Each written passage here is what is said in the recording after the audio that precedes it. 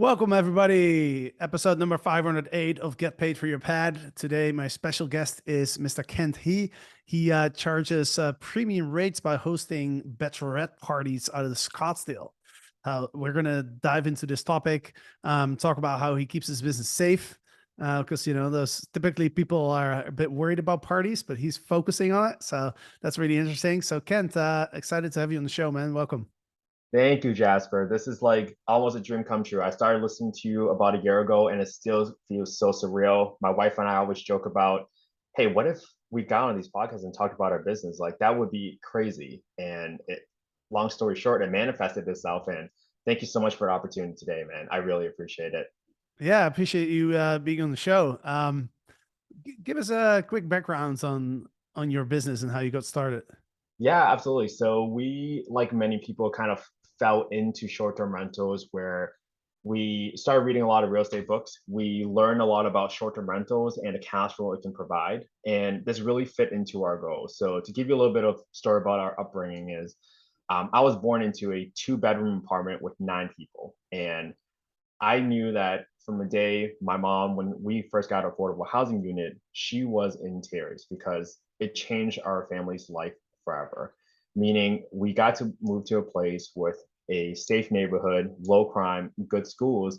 And long story short, it provided me and my brother a huge opportunity and also all of our friends to basically have an opportunity to get educated and really carve out a path for our lives. So we went into your typical 9 to 5 corporate America job, did a few things in hospitality, including running a restaurant. But ultimately, we fell into short-term rentals. We actually decided to learn how to underwrite properties very effectively and learning how to create a great guest experience from a podcast like yours. And we decided to buy a property in Scottsdale, Arizona last year. Based on the data that we looked in the market, we found that there was a huge demand for bachelorette parties and girls' trips. So we decided to cater to that business specifically. So we decided to buy a property on the market last year in August for about $800,000. We put in about $126,000 into it, and we were able to force the value up to 1.15 million. So we were able to kind of refinance it, pull all the cash back out, and that here we are. I was able to leave my job a few months ago because of the cash flow this property was providing for us, so that we can go full on, all in, full time in real estate, so that we can continue to grow our short term rental portfolio and use the cash flow from the short term rentals to fund affordable housing mission here for social workers, nonprofits, and EMTs. So that's kind of like our story in a Wow, nutshell. that's awesome, man. Congrats. It sounds like you've seen success very quickly. Yeah, and it's we feel very lucky. I remember you had an episode about deciding when to quit your job and when to not quit your job, and one of your key messages was you just got to do it because there's never going to be a good time to do it. And thankfully, I have such a supportive wife that she's the one that really motivated me and said, there's never going to be a good time to leave. So you might as well do it now after we just kind of proved out this model. This is truly our passion. We want to give back to the community, and leaving your job will allow you to create the headspace you need to focus on that in the future. So Yeah, I love it. that's awesome. Yeah, you're absolutely right. I mean, quitting a job, you never really feel ready for it, right? But It how was was that so experience for scary. you? Was it scary? It was scary, and it's still scary because every day you are forced to think about like, how am I going to work on a business? What else am I going to do? And and that's okay. And I think for people out there that are still thinking about it, I think once you have some of your finances in order and you feel like you have a good runway of at least like 6 months of reserves for expenses, like take the leap because if you've been a good employee, chances are the company will take you back. So really, the worst case scenario is not the worst case scenario. And I'm Yeah. hoping like I can be a good example, just like yourself, for other people that are thinking about leaving their jobs to do real estate full time. It's very, very possible. I just started this a year ago. Yeah. Um, and I hope like people can realize like, hey, you're not that far behind in the past. Sometimes when you think about real estate, you see people buying apartment complexes. You're like, I'm never gonna get there, but I'm just a regular guy, and I just started last year. So anyway, if I can do it, anyone can do it. Yeah.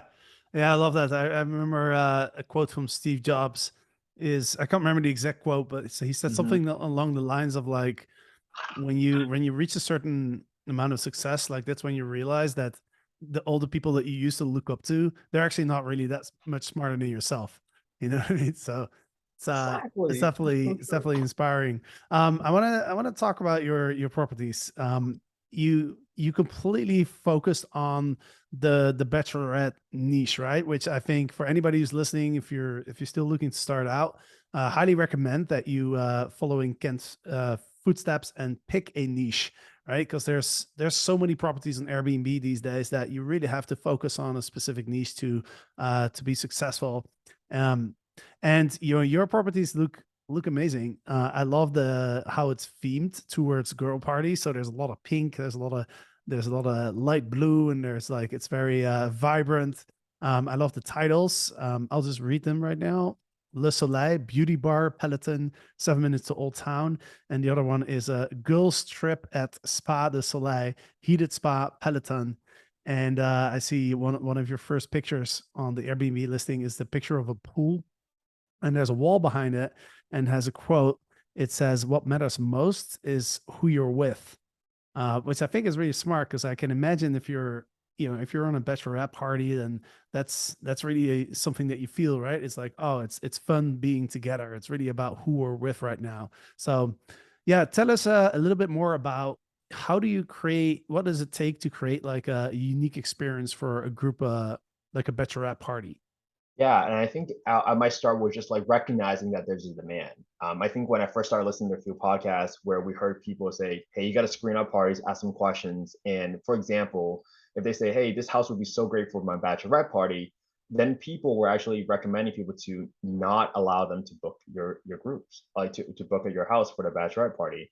And that's how I recognized there was a need. And then I dug into the data some more. And when I looked at all the reviews for some of the top 200 properties in Scottsdale, Arizona, you can look up keywords like family, or girls or bachelorette trip. And I saw that 40% of all the reviews for the top 200 properties actually mentioned girls trip, bachelorette, or girls. It's just like some keywords in there. So that told me that there was significant demand in that market for the girls trip sort of avatar to kind of use some of your language there. So I was also working in corporate America at that time, and I talked to a bunch of coworkers who were like, "Hey, we keep getting denied because we tell people that we're trying to host a girls trip or bachelorette party." So that's how I knew exactly that there was a niche. So in order to create demand, we actually partnered with a designer who was referred to us by our realtor, Nicole Pan. Lindsay Peterson Collections is a designer that we use for our homes, and she has had already significant success with bachelorette themed properties. So we decided to engage with her and really just kind of give her our vision. We said we want it to be a nice open space, lots of things for people to do, lots of different areas for people to gather, so that they really spend their time not on a TV, not on their phone, but really engaging and talking with each other so that they can really cherish that time. And that model that we came up with, it really came from a quote from our childhood because we didn't come from a very wealthy family. We always remind ourselves amongst the friends that it's not about where you're at, it's always about who you're with. And we just translated that and carried that forward to the homes here, where in the last couple of years, there's just so much hate, so much divisiveness. This is the time for us to remind people that what matters most is just who you're with, and just let people to live in that moment. And that's such a great experience for people to have at our homes. And it's so incredibly fulfilling. Mhm. So we learned from your podcast, Jasper, where we said the guest experience matters the most. So we do, and we go above and beyond by making sure that when our guests walk in, guess what they're going to do? They're going to have their phones out. They're going to be recording as they walk into the home. So we get really down to details. We tell our cleaners to make sure that on a day of check-in, we go in there, do an inspection, make sure things are in good shape. There are no fallen leaves in the backyard, and make sure the neon sign is even plugged in so that when they come in, it's already plugged in. It's not like a dead space where they have to go plug in that neon sign just to kind of feel the vibe when they kind of come into the home. So that's how we really curate an experience, work finding and making sure that there was a demand for it in the data, working with a designer that has demonstrated success, and then finally over delivering on expectations by making sure all these little details are kind of taken care of for our guests as soon as they walked in. I'm going for your photos right now, and I think you did a really good job with the design. I'm curious about the Peloton bike because I'm thinking like when I imagine like a group of girls on a party, have some drinks, chill by the pool. Do they actually use that Peloton bike? They do. I've actually gotten some comments and feedback back from guests like, "Oh yeah, can you tell me can you send me an up close photo of the Peloton pedals to make sure so I know I'm bringing the right shoes for it. And we Wow. made sure that we got the toe cage in there so that it's reversible. You can either bring your own Peloton shoes or you can wear sneakers for it, just so that it's one less thing for the guests to worry about. And we also got one of these ideas from your podcast. I remember one of your podcasts you talked about Peloton, and one of the guests Hmm. said guests or houses with Peloton to get about 15% more in revenue. And I was like, sold. And so thank you for that inspiration. But this has also helped us attract the type of guest avatar, the people that love and enjoy working out, and the people that uses a Peloton as well. And I think for the most part, a lot of our guests comes from the East and West Coast, also around Texas, and also some in Canada. So that's really a majority where our guests kind of travel from whenever they're visiting our home. Right. One of the things that really stands out is I think it's a makeup bar, or that's how I would describe it. Tell us a little It's bit about that. it's a makeup bar, and I think one of the biggest things you hear about from a group of girls going on girls trip is like the number of bathrooms that's available because they want to get ready, they need the mirrors and stuff like that. So if you don't have 5 bathrooms, what's the best way for everyone to kind of get ready at the same time so we can all get out of the house at the same time for dinner? A beauty bar is kind of like the best hybrid solution there, where you set up a station where 4 girls can kind of get ready at once. We positioned that beauty bar strategically in one of our homes to be next to the bathroom, so you can kind of just like have a really simple streamlined flow of traffic as you're going to the bathroom, as you're coming back out and kind of get ready and stuff like that. So That's that's it's smart, man.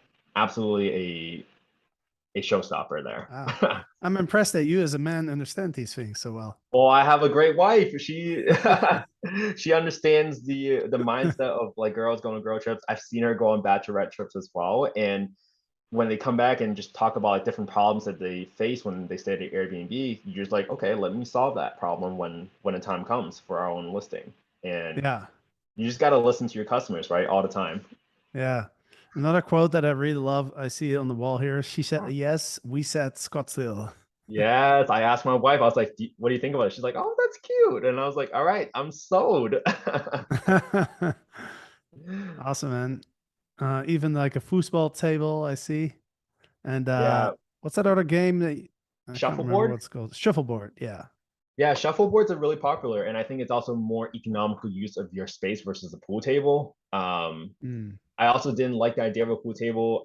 I'm not sure like how other people like manage. I'm sure people put drinks on the pool tables all the time, and I feel like they just spill. So we've been really smart about picking things to include in our home that we can keep clean. For example, we have these like Yeti wine tumblers because we needed a very fancy cup, but also to be stainless steel because we recognize that on all these clear cups that we had in the house, lipstick was getting onto those cups and they were getting really hard to wash in the dishwasher. And it's just like these little Mm. details that you don't learn about in Yeah. any podcast, in any book until you actually start running your business. And then you figure out like, oh, wow, we need to change that up because one dirty cup will lead you to a lower than a 5-star review because someone's going to think your entire house is dirty. Yeah. Yeah. Totally. Totally. Um, let's dive a little bit into there's two things I want to talk about. Number one is, what's what do you think is the premium you can charge compared to a similar sized home that's not themed like yours? And then yeah, let's start with that. Like what how you shared a little bit about the how much you paid for the home. Like what's kind of like the nightly rate that you could charge compared to other properties in your market? Yeah, so we average about $1,000 a night for our average daily rate, but our occupancy is about 42%. So that's because most of our bachelorette or girls trip, they typically book a Thursday through Sunday Hmm. trip. So usually it's a 3 nights. That's usually how many days people can kind of get off to kind of gather a group of ladies kind of together for these bachelorette or girls trips. So we've been able to kind of command about average daily rate right around $1,000. And when you compare it to other non-bachelorette theme or non-family themed properties, I would say I've seen rates as low as $200 in the Scottsdale market. So it's a significant amount of premium. But to be honest with you, we've also heavily invested in furniture. There's nothing we got from Facebook Marketplace or Craigslist or anything, which is some of the strategies you hear out in the public and other podcasts about where you can save money in your entry costs. This is the this is purely like, hey, we bought the furniture specifically for this decor, for this theme, and you had to pay the premium for it. So we we paid a lot for the furniture to make this happen. Yeah. Um, how long, my concern with like expensive furniture is always like how long is it going to last before you have to buy new ones, Yeah, and we haven't had any issues where people have completely trashed the home. We've had like a bar cart probably fall apart, but we were able to kind of just order a replacement, send it to our cleaners, have our cleaning company's handyman just build it and just bring it right back to the home. So it's really about having a strong team in that market. And we have about 3 cleaners, 2 backups for our primary cleaning company, and also 2 backup handymen so that we always have something or somebody available to kind of fix any Mhm. issues as they kind of come up. Yeah.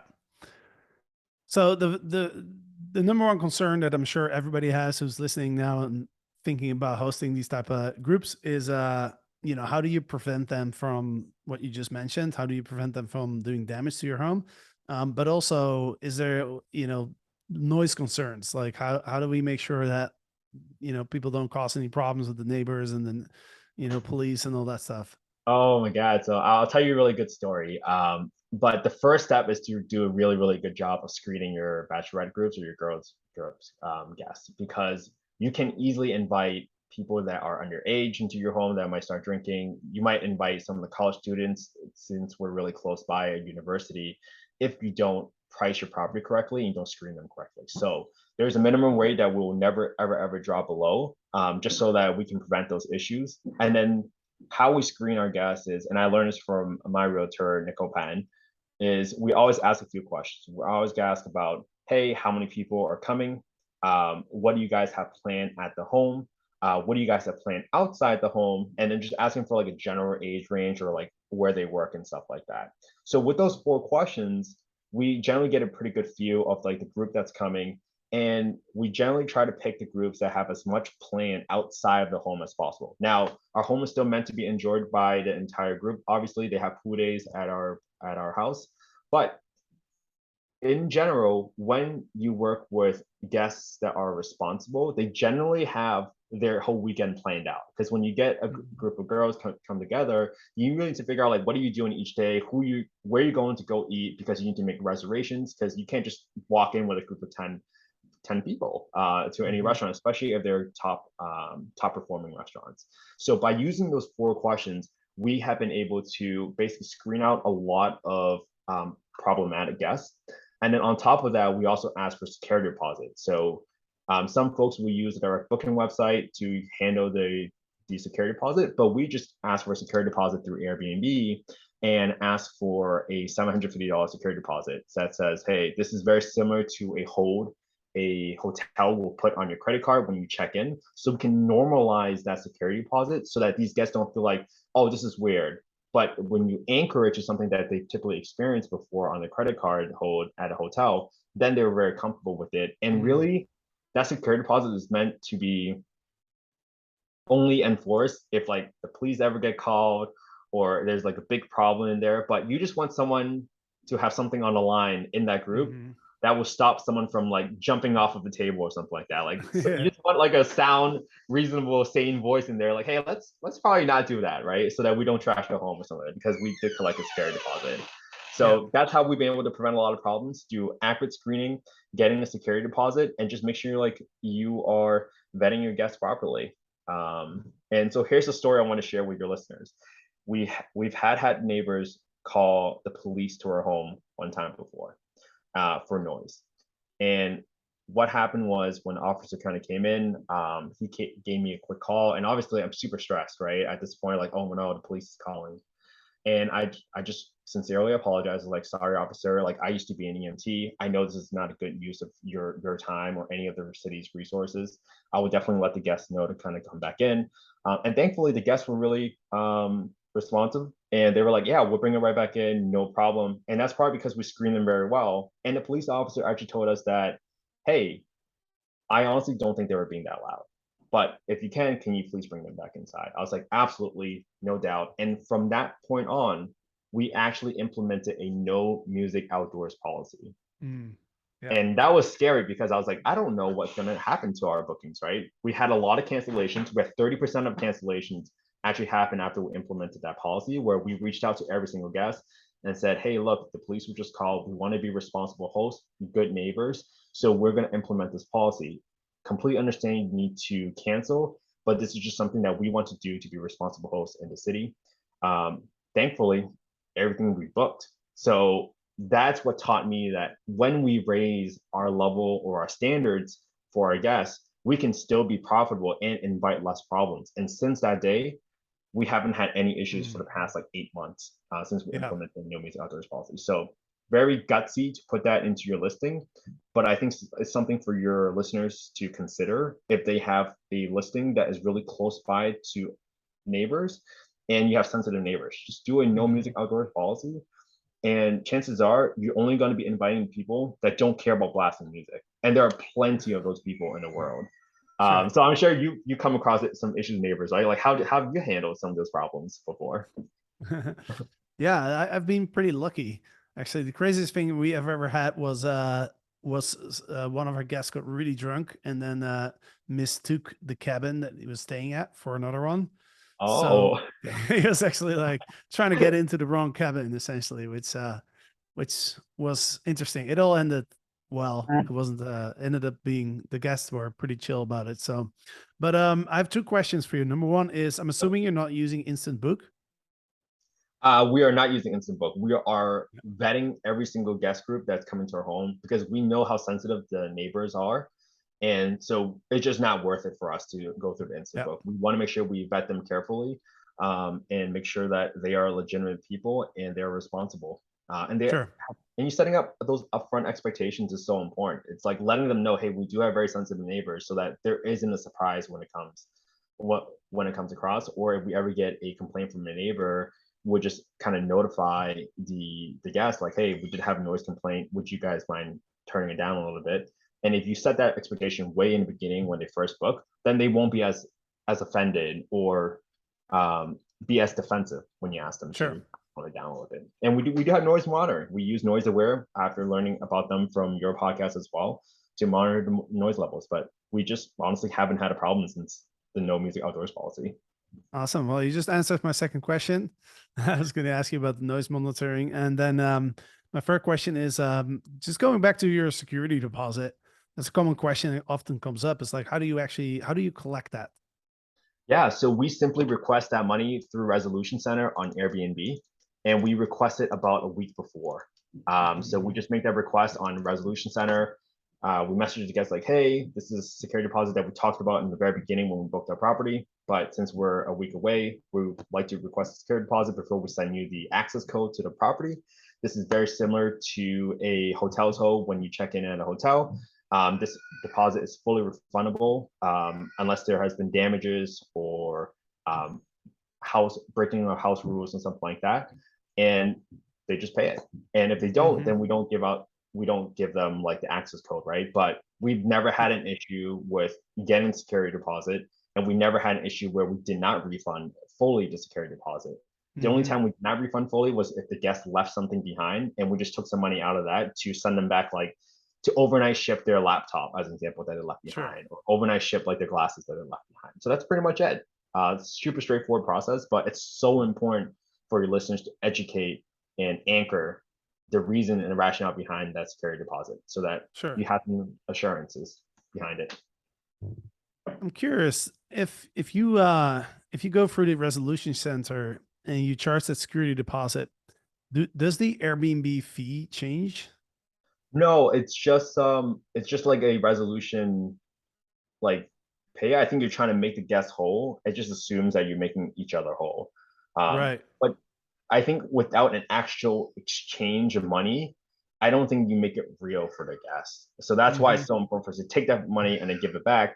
And we all do it within 7 days, so that the guest never has to reach out for any money out of pocket. It just looks like they purchased something on the credit card statement, and then it looks like they got a refund at the same time. So they never have to actually issue any extra money, which can be problematic when you have such an expensive booking for such a large group. Yeah, because I'm just thinking like Airbnb calculates the fee over the booking amount, right? So I'm thinking if you increase that booking amount, does that make the fee go up or not? But just a random thought I had. Cool, man. So we've talked about pretty much everything. Yeah, is there anything that comes to your mind that you want to share that we haven't chatted about? Yeah, I mean, I'm hoping that I get to share a little bit about our affordable housing mission, and this is something that has really resonated with our guests, where we've had guests mention like, "Hey, we absolutely love your affordable housing mission. Like, this is why we're booking with you." So, for any of your Mm, guests or your listeners out there that are truly passionate about your own charity, your own philanthropic cause, you should mention that in your listing. And I think that's a much more impactful header than just saying 5 minutes to Scottsdale, 10 minutes to Old Town, whatever it is. I think if you can speak to people and they resonate with you a lot more, then you actually have a higher chance of connecting with your guests that are booking at your home. And this for us is what we're truly passionate about, right? I used to be an EMT and I used to make $12 an hour running around answering 911 calls. And I had to leave that job because it just wasn't paying rent. So this is why we care so much about the affordable housing mission. It's we I just to give you some more context, I just went to the housing commission in San Diego County, and the wait list right now is 12 to 15 years. 12 to 15 years. Imagine if you just had a kid, you're a new immigrant family in the United States, and you're still trying to learn English, and you just had a kid, and they told you, hey, it's going to be 12 to 15 years before you get into an affordable housing unit. It's like, that is way too late. If you're in a bad neighborhood with high crime, like your kid could end up in trouble, and you're not going to be home enough because you're working so hard trying to put food on the table. And that's just a choice that no parent should ever have to make, especially if they're in these professions as like social workers, nonprofit employees, or EMTs, because we need more good people in this world. Because guess what? Like the reason we want to do and have 1,000 long-term rental units for affordable housing for social workers is if these people just help one person an hour, which is on average what I did as an EMT, when we have 1,000 of them, there's one in each home, we could be waking up every day helping 8,000 people. And those 8,000 people gonna help another 8,000. And those 8,000 in the small word of art is gonna help our kids, our grandkids, our great grandkids when we're not here. And this is why I'm so passionate about this stuff. It's like this is the best present we can leave for the future mm, generation and really change the world. So I hope that for your listeners, if they ever want to learn more about affordable housing, how to be a profitable landlord in this business model, and still give a life-changing experience by providing a good home in a safe neighborhood with good schools for these families, we're truly going to change the lives of these kids. mm. And these kids are going to grow up to be great human beings, and they're going to make our world better, and they're going to help our kids and the future generations no matter what. And this is just so important to me, and I hope I can give some advice about affordable housing to your listeners in the future, because it's something I'm so passionate about, because I came from affordable housing myself, and I just know what it can do for any Mm. family out there that is just simply trying to make it. And especially for the parents that are working so hard, um, they just deserve a chance, and they're just trying to give it to their kids and pay it forward. So all the generational wealth that we're doing right now, I and my partners would love to kind of give the opportunity to another family. So Mm. it's um it's been awesome sharing that vision with you, and it's always like so humbling to know that some of our partners, Wilson, Sharon, Bill, Anita, Julie, and Adrian, like these people have been friends with me since 8th grade. And they've all agreed to come on here and contribute to this investment because they know that this investment journey is not going to maximize returns, because we know that there's not as much money to be made in affordable housing. But this is why it's a perfect blend in a portfolio. We get to make some money from our short-term rentals and use that to fund affordable housing so that it can be sustainable. So there's a very sustainable way to do this that you can still make some money and still do good for the world and for our kids. So I Yeah. hope people will be open to this idea. And I would love to kind of be able to share debunk some myths about Section 8 or low income housing so that people can understand like there is a way to be proper about it, and also not to invite a headache into your home that you're renting out. Well, first of all, I love your passion. I love the higher purpose of why you're doing all this. Really respect that. Yeah, if you want to, did you want to share or debunk some of those myths right now, or? Oh, sure. Yeah, I can get right into it. So, one of your biggest myths about Section 8 or affordable housing is you're inviting sort of gang members or drug dealers, because these homes are generally in areas with high crime and just bad neighborhoods. But that is not the case. Right now, Section 8 has been rebranded as the Housing Choice Voucher Program. which basically means that you can now use that voucher and apply to rent at homes in affluent neighborhoods, good schools, low crime, like gated communities with pools, like in Southern California, example. And what this will allow you to do is some properties, you can look it up in your local municipality, your local like HUD or Housing Commission here in the US, and you can find out exactly what the government will pay in terms of the ceiling by bedroom and by zip code. That's all the government cares about. So if you're able to find a home, let's take Southern California, for example, a 4-bedroom property will rent for $6,440. If you, as a low-income family, you make $1,000, you have to pay 30% of that. So you would be paying $300 to rent a $6,400 home. Now, this is why it's so great, because the demand is so incredibly high, you are able to use the product. So similar to your same principles in Airbnb, having a very nice home, nice product in good neighborhood, you can attract what we call is like the grade A or class A tenant that will take care of your home, not trash your home, and not invite problems into your home. And by doing that, these people are actually most likely to stay in your home for 12, 15, 18 years so that it keeps your vacancy expenses very low. So that's one of your biggest expenses, right? When you're a long-term rental landlord, whenever someone moves out, you lose that whole month rent, 2 months rent. And if you're making only $200, $300 on a $6,400 home, you could be negative cash flow with one turnover. So this is why it works so well, because tenants in this program tend to stay much longer, 5, 10, 15 years, because they want to be in a stable home so that their kids can go through the school system all the way to college and actually graduate. And another great tip I've learned from other leaders in this affordable housing space is you can screen your guests very, very effectively by going to their home right now and actually checking like, what is the condition of their home? Have they taken care of the inside of their home? And if they do, chances are that's how they're going to treat your home when you are actually renting your affordable housing unit to them. So right then and there, you can attract the highest quality tenant if you have a great home and great neighborhood. You can keep your vacancy expenses very, very low. And you don't have to worry about trashing people home because it's all in your screening process. The fundamentals is still the same. Just like Airbnb, you're screening your guests, you should also do the upfront work and when screening your guests when it comes to letting anybody in. And this is the only way that I've found that you can cash flow in Southern California with a long-term rental. It's taking advantage of the government system that's put in place to help these people and give these opportunity, and then moving that into the private real estate investing space so that you can actually provide these opportunities. So those are some of the biggest myths. It's like, they're going to come trash my home. They're not going to pay rent on time. And even if they don't pay rent on time, the government's going to pay their portion of rent on time. So your risk is a lot low, and it's a very recession-proof investment. And I think it's a perfect complement to short-term rentals so that you have lower cash flow, but you have monthly income that's coming in on time by the government, and you balance it out with short-term rentals, and then you can feel really, really good. And this way, it actually gives you more courage to buy more short-term rentals when you have a few of these new properties. Like, I know this money's going to come in, so I'm not afraid of investing a little bit more. So I hope people see the value in diversifying their portfolio with affordable housing. I think it's a very, very great complement to the short-term rental investment space. Yeah. Awesome, man. Well, I'm sure there might be people who are interested in learning more about this. Like, what's the best way for people to contact you? Yeah, they can find me right on Instagram.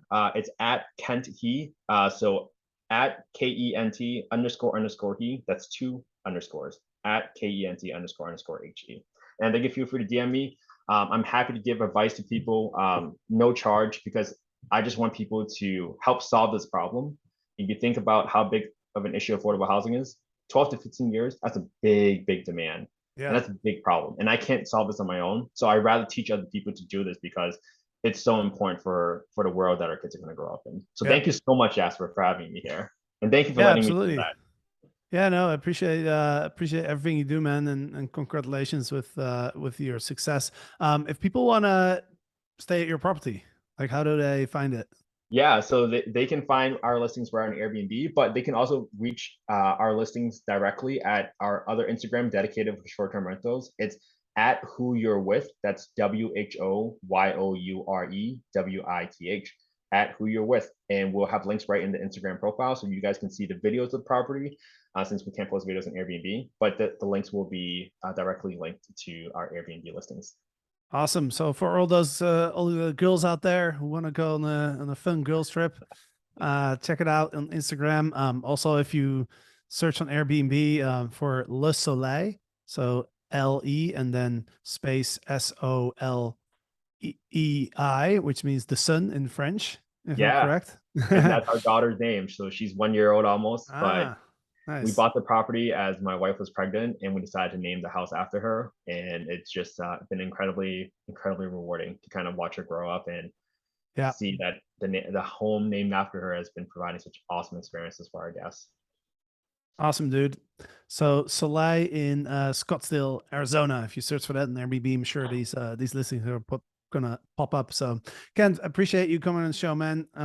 This was really awesome. I learned a lot. So I'm really grateful, and good luck with everything, and let's stay in touch. Yeah, let's stay in touch, Jasper. Thank you so much for this opportunity again. This has been life changing, and thank you for what you do, because your podcast has inspired me and so many others to kind of take the leap. So really appreciate it. Thanks, man. Appreciate that. Have a good And one.